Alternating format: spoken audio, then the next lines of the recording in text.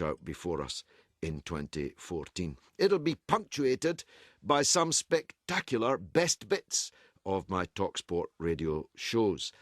If I tell you that, for example, Bomb a lot of them, which was an arcane altercation between me and a crazed Rangers fan who couldn't understand how I knew he was a Rangers fan, even though I worked it out in the first 20 seconds of his telephone call to the show.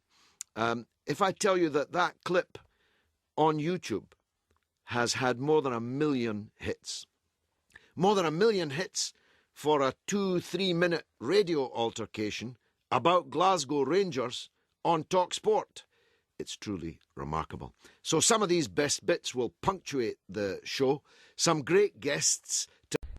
Good morning, Mr. G. Yes, good morning to you. I want to talk to you about the news from Iran, yeah? Yeah, I've actually have a couple of points today. First things first, Paul, I think you're an absolute disgrace.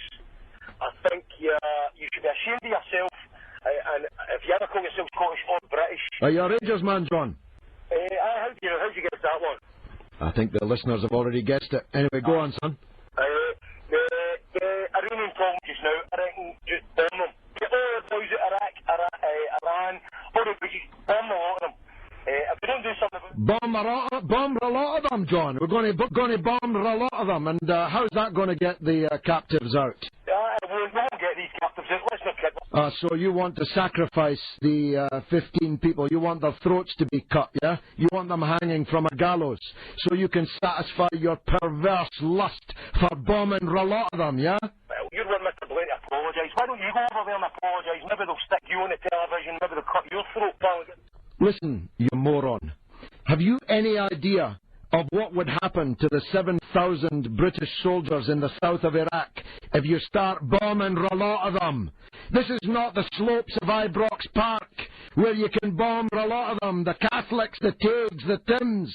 This is the lives of 7,000 British soldiers in the south of Iraq and 15 captives in Tehran you're talking about. What do you think's going to happen to them if you start bombing a lot of them? Bring them home. We should never have put them in the first place. We should bomb them in the first place. Bombed them in the first place. That's the voice of Ibrox. That's the voice of the Rangers fanatic, John in Glasgow. Let's hear. It's absolutely magic radio. Don't ask me how I knew he was a Rangers fan. Yeah, right. And his response, how'd you work that out? Was just absolutely priceless. But of course the 15 captives were released unharmed, indeed given a new suit of clothes by the government in Iran, and they at least are grateful that Britain didn't bomb a lot of them, as were the 7,000 British soldiers in the south of Iraq, now returned, largely safely. They too have reason to be grateful that Britain didn't bomb a lot of them.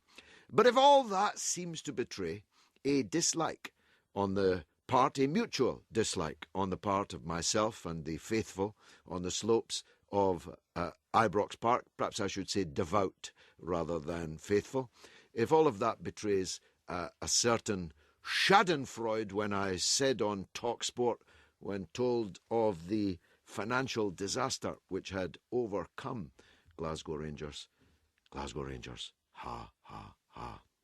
Now, schadenfreude, moi, to mix a couple of European languages together?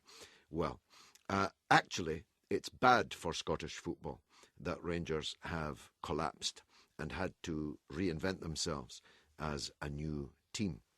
It's bad for football in general. It's bad even for my own team, Glasgow Celtic. Now, my next guest, Brian Dempsey, son of